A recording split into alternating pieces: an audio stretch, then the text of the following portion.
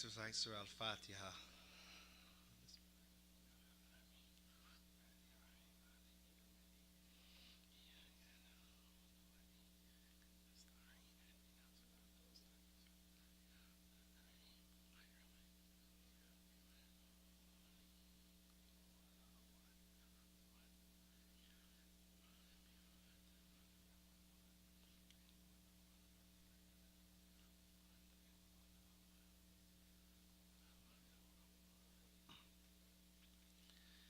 أعوذ بالله من الشيطان الرجيم. بسم الله الرحمن الرحيم.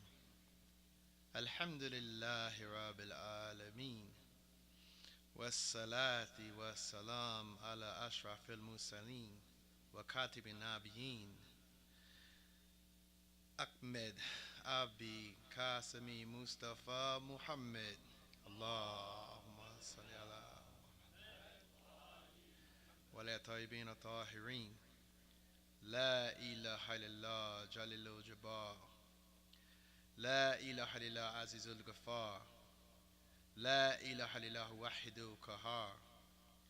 لا إله إلا الله وحده لا شريك له إلها واحدا نحن له مسلمون.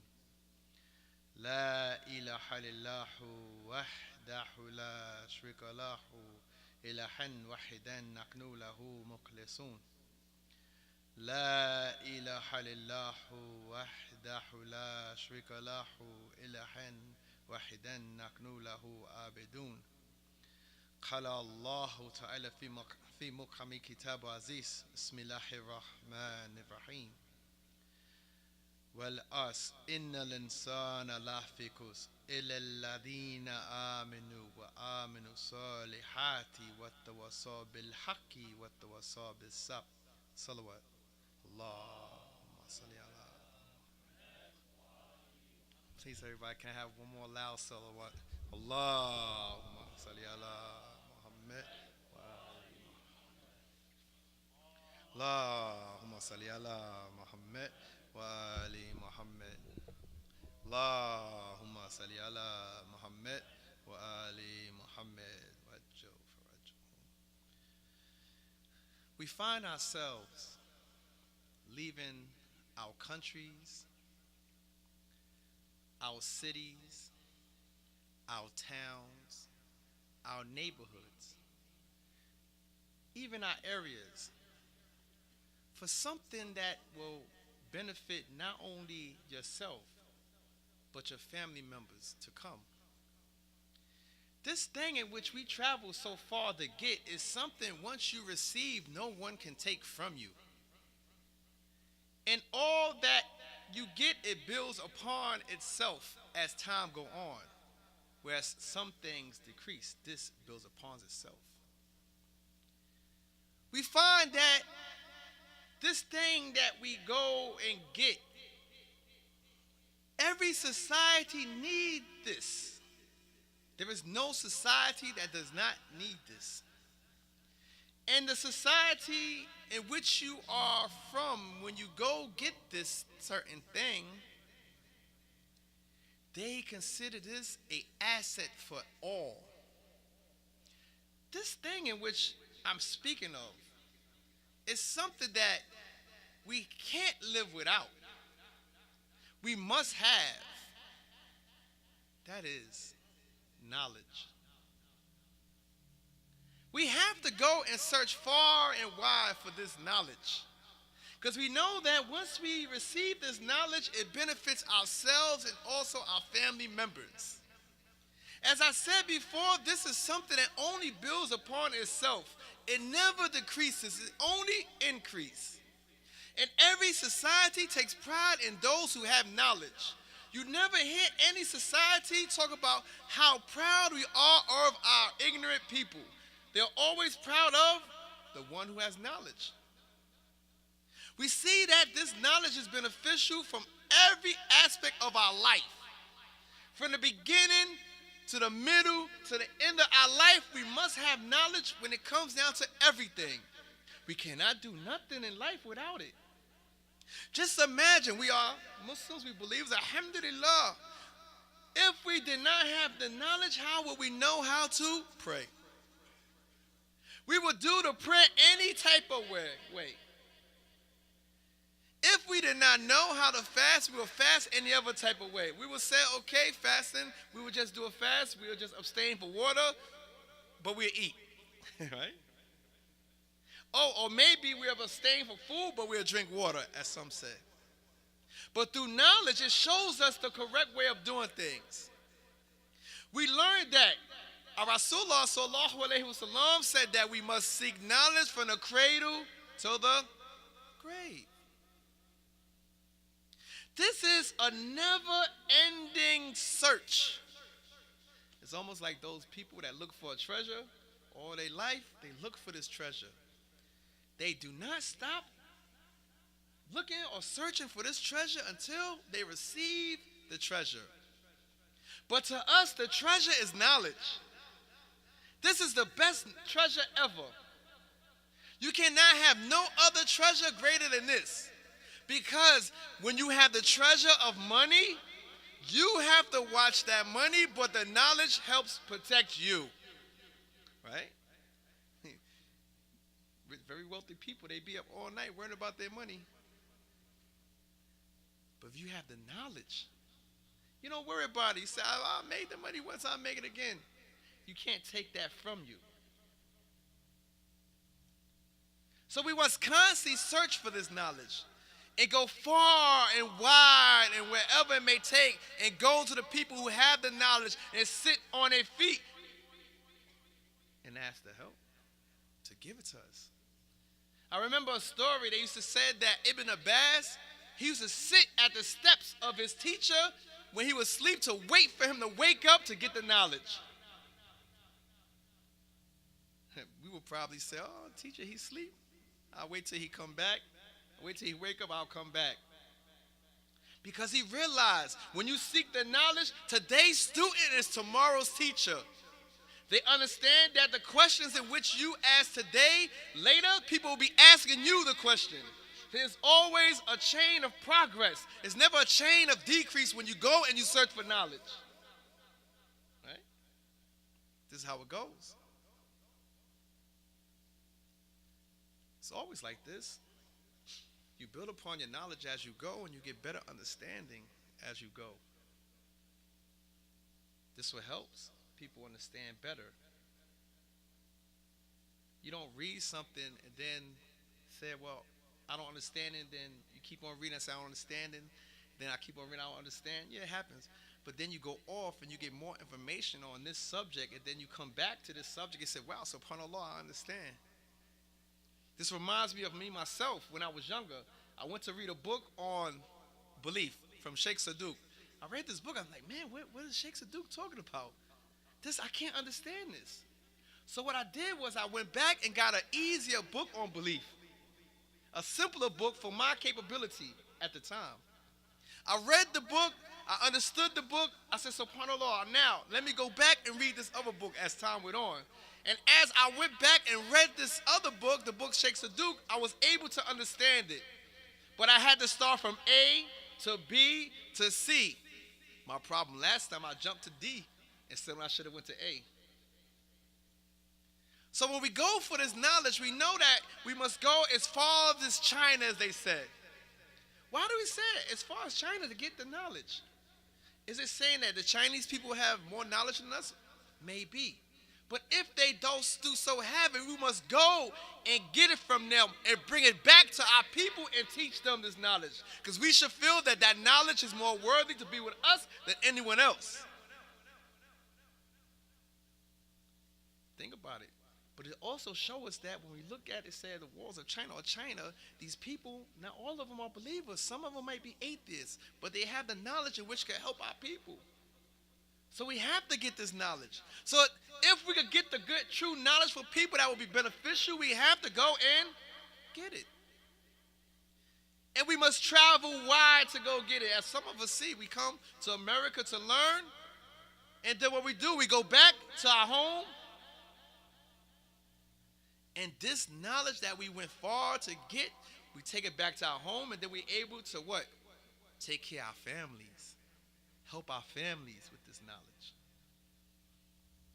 Right? This is what it does. This is what it does. So we see that we cannot stay ignorant or say, I'm happy with being ignorant. You hear a term, they say ignorance is bliss. I never understood that, why they say ignorance is bliss, like it was okay to be ignorant. It is not okay to be ignorant. But at times we might be ignorant, but to stay ignorant is a different situation. At times I may not know something, but it's up to me to go out and find this information. They say, oh, well, what I don't know might not hurt me. But necessarily, that's not necessarily true, because it can hurt you. But this is not no excuse. Only way we could take being ignorant is, say, for instance, we live in a small town, somewhere remote, there is no road, no plane, no radio, no train, no television, no cars. Say like it's almost like we're living in the Amazon, right? In the Amazon.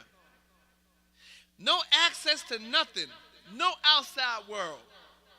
We can't find out anything. Then maybe we could say, all right, we could be ignorant.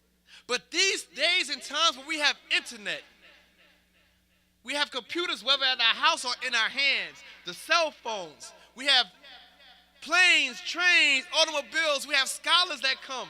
We have all these ways of getting this knowledge. We cannot say, well, I am happy with being ignorant and think that's it. No.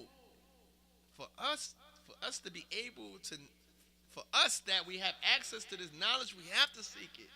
We have no obstacles that stop us from seeking it. So we have no excuses for not seeking this knowledge. No excuses. But when I say knowledge, I talk about all knowledge. Not just secular knowledge, because you're saying, oh, we think about secular knowledge, but we forget about the Islamic knowledge. We forget this is knowledge. This is the best of knowledge. We all say, oh, he's talking about for us to go to college and get a degree. Yeah, I am, but I'm also talking about Islamic knowledge as well, because we forget to get our children to teach, to have our children learn Islamic knowledge. We so much focus on just the knowledge from the universities, which is great and all, yes. You need something to fall back on. But you have to also give them that foundation in Islam. Because if you don't do that here, you will lose your children in this society. Because they don't have that firm ground. They need that. Because when they leave your household, they have to combat against those people that are anti-Islam, anti-Muslim. And if they don't have the knowledge to protect themselves, they will fall victim to this. We see that one time, it was one young brother, he fell victim to this. Somebody asked him a simple question. Oh, every time I hear you recite the Quran, why do you recite it in such a rhythmic, beautiful voice? It don't make sense to me. I don't know why you do it. And the first thing he said was, I don't know neither. Why do we do this? It don't make sense. Not knowing that Allah tells us to recite it like this. We have hadith that tells us recite in the best of voices. But because he did not have the knowledge, the person came and hit him with something so simple like this and shook him. Shook his belief. Messed him up. To us, we look at that like, wow, how can that happen? Because he went out there not prepared. We did not prepare him with the knowledge. He did not go out and get the knowledge. He did not learn. He did not learn. We have to understand, like all jars that are around us, like a jar, we may put some water in it. Eventually that jar becomes full, and we can no longer put water in this jar. And if we put more water in this jar, it will overflow. But there is a thing in which we call the brain, and regardless of how much knowledge in which we put in it, it will not overflow, but it will expand. It will expand. It gives us the capability to always learn. Even though it might be difficult as we get older, but we still have the ability to learn, and our capability of learning it will come. Usually when you have like a regular computer, eventually you have to get a new drive to keep all the information in, because you ran out of size, you ran out of space in your computer. So eventually, so you have to get another storage to keep all this information in your computer. But Allah had created the mind that you don't have to get no other space to put it anywhere else to hold it, or extra drive or anything. This shows us that we have to get the knowledge and expand and expand and expand and constantly go upon this. But we have to understand something. We first have to realize we do not know. And when we realize we don't know, then we can go out and get the knowledge. Right? This is it. Because out of all types of people, we have the three types of people when it comes down to knowledge. You have those who, subhanAllah, they know. They know. These are people that have the knowledge. They went out and got the knowledge. They received the knowledge. They understand the knowledge. Allah has blessed them with the knowledge. SubhanAllah, they know. But then you have other people that don't know. SubhanAllah, they said, I don't know. I'm amongst the ignorant. I don't know. I don't know. But then you have a third type of person, and this is a majority of a lot of people, that they don't know, but they do not know they don't know. That is the worst of all.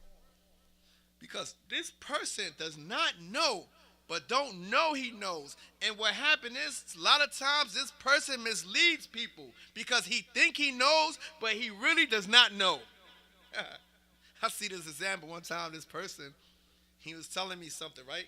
Of course, I was boggled the way, boggled. My face was like, I can't believe you said this. He said one time somebody came and asked him a question. He said, I can either answer him 3 ways. I thought, well, if you can either answer him 3 ways, then you have three correct questions. He said, either I could tell him I know, I tell him I don't know, and then he would look at me funny because I tell him I don't know, or I could just tell him anything. I said, astaghfirullah, you could just tell him anything. How is this even in the equation? How is just telling a person anything in the equation? That's ridiculous. A person that has knowledge, when he says he does not know, that shows he has knowledge. I don't know. Please, let me come back and let me find out. People are not going to look at you crazy when you say you don't know. Because you know you don't know. You don't think you know, but you don't know. This was this person. He did not know, but he did not know he didn't know. And in turn, he would just tell the person anything. This is not knowledge. No.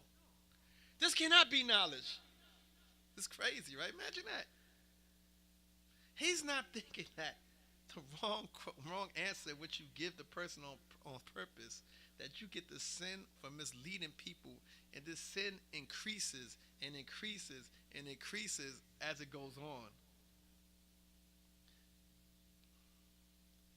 Seeking knowledge should humble you. You should become humble when you seek this knowledge. It should not make you arrogant. If it makes you arrogant, then you're not getting no benefit from this knowledge. No.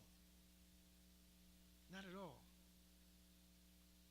It's impossible.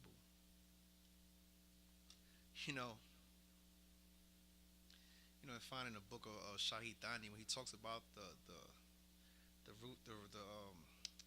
rights of the student and the teacher and stuff like that, and how that when a teacher sees that the student is not benefiting or he's not changing his way when he learns this knowledge, that you can actually first, you have to tell him.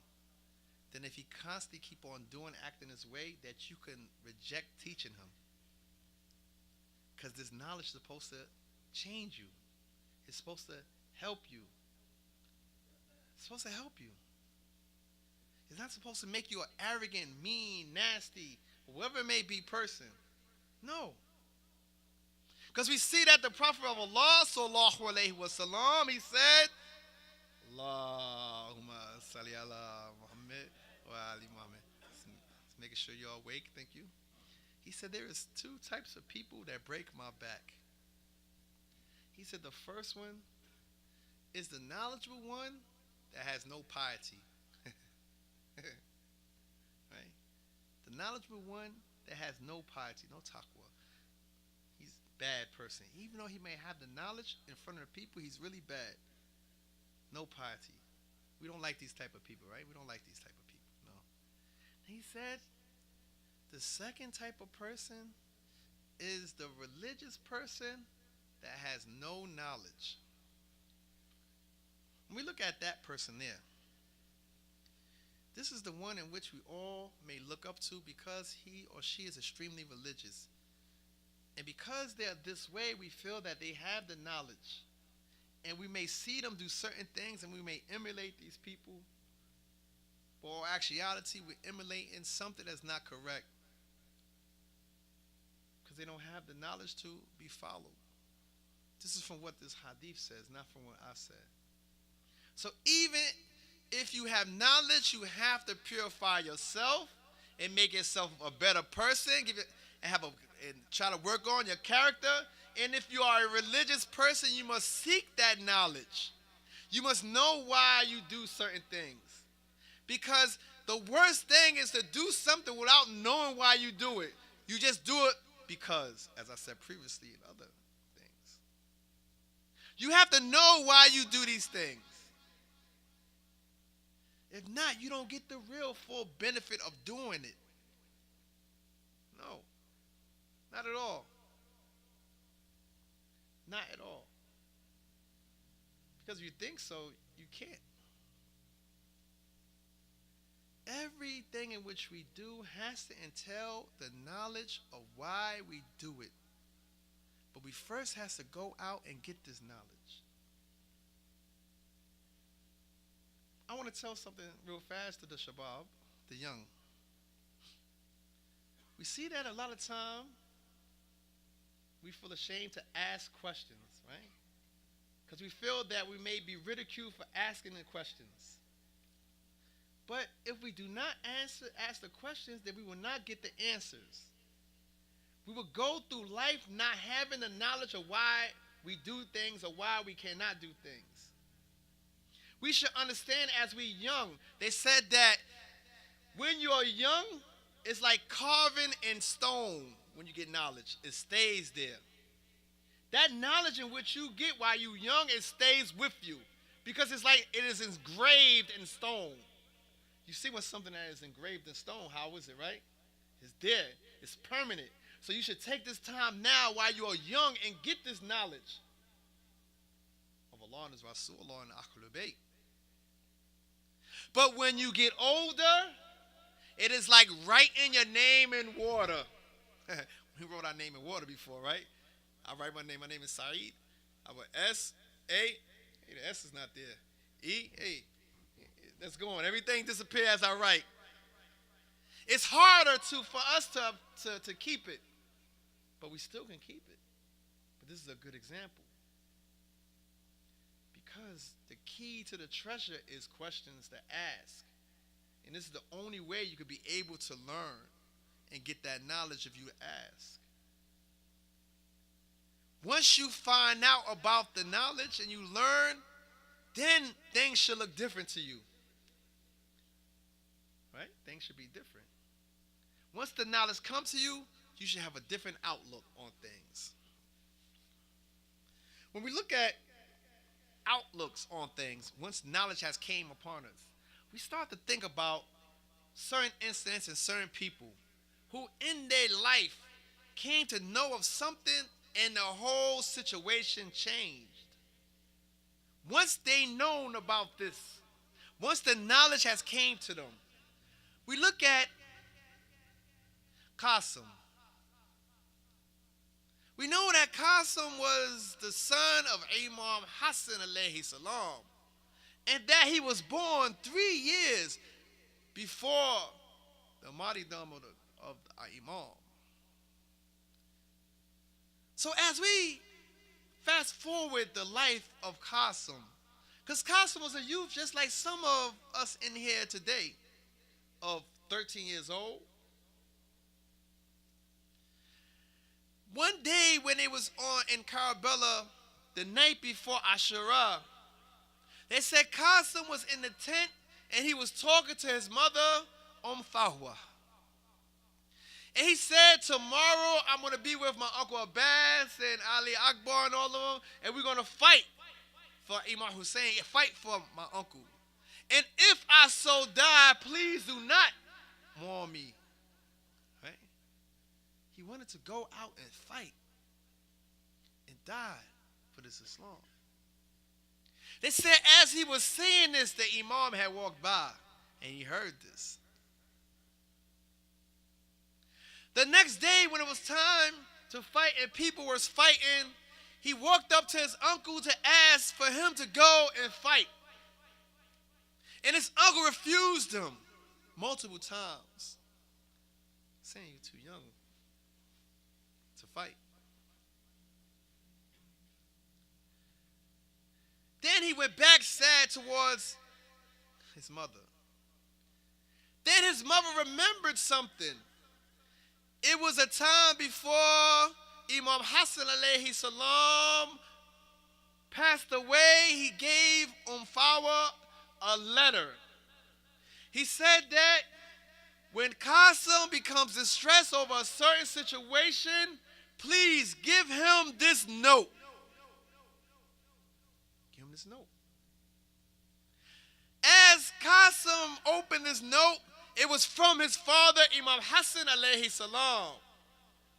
In this note, it said it would be a time in which my brother would need your help.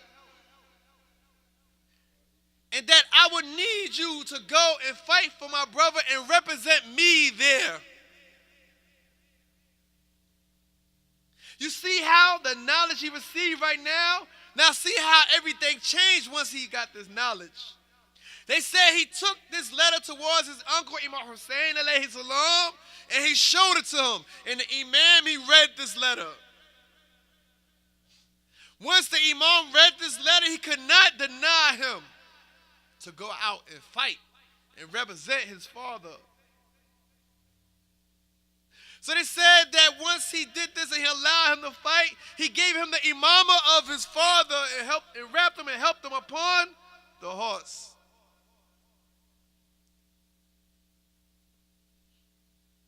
As he was going out to fight, his uncle said, Imam Hussein alayhi salam, he said, Inna lillahi wa inna ilayhi raji'un. Qasim responded, he said, do not fear because dying in the way of Allah is sweeter than honey. To die in the way of Allah is sweeter than honey. Subhanallah. So they said as he go out there to fight, he fought vigilantly until someone come from behind and he what? Strikes him upon his head. And they say he fell off the horse. And they said all of a sudden Imam Hussein and Father Abbas goes towards and try to get him. But by the time they reached him, they realized all the animals in which was trying to stop the Imam and everybody has trampled all over Qasim. As we think here, those who have children, just imagine what the Imam had to see by seeing his beloved nephew trampled over in the middle of the plains of Karbala. A child that was only 13 years of age. That all he wanted to do is fight for Imam Hussein alayhi salam. All he wanted to do is give and sacrifice his life for the Imam. Because once the knowledge has came towards them, he understood what he had to do.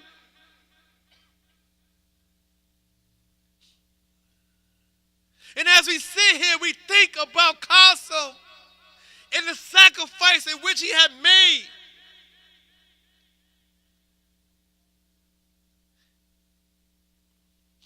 Inna lillahi wa inna ilayhi raji'un. Bismillahirrahmanirrahim. Wal asr innal insana lafi khusr إلا الذين آمنوا وآمنوا الصالحات وتواصوا بالحق وتواصوا بالصبر وأحوى دعوانا والحمد لله رب العالمين والصلاة على محمد وعلى طاهرين.